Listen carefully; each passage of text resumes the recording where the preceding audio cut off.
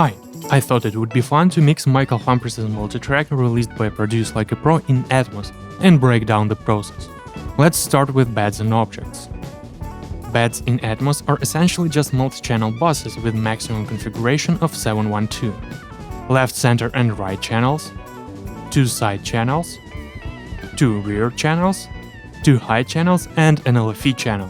But speaker configurations in Atmos can be bigger. For example, 916, 9 speakers around you, 6 high speakers, and 1 LFE channel. Let's see what happens if I pan a guitar track inside of the bed.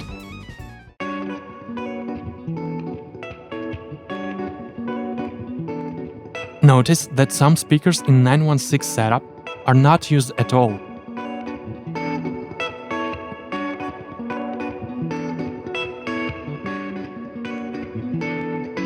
Now let's see what will happen with objects. Same guitar track flying around, but now it's an object. Notice how every speaker is being used for playback.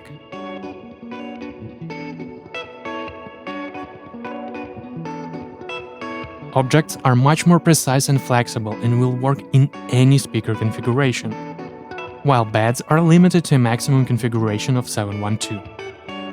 There are no strict rules on how many beds you must have in the mix.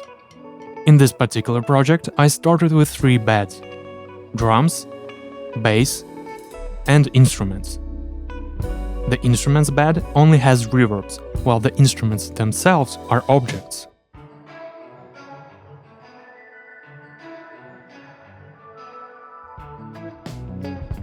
I added an EQ to LFE channels in the drums and bass beds because I used LFE for bass and kick. I essentially cut everything above 120 Hz, and to avoid phase issues, I switched my EQ to linear phase mode. You can go higher or lower than 120 Hz, but this is where I usually start.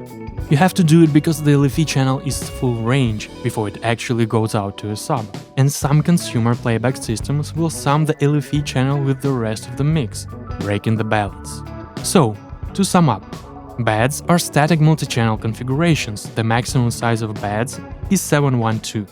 Objects are separate sounds that are not tied to any particular speaker configuration. And EQ your LFE channel if you use it in the mix. Objects are where the strength of object-based audio lies.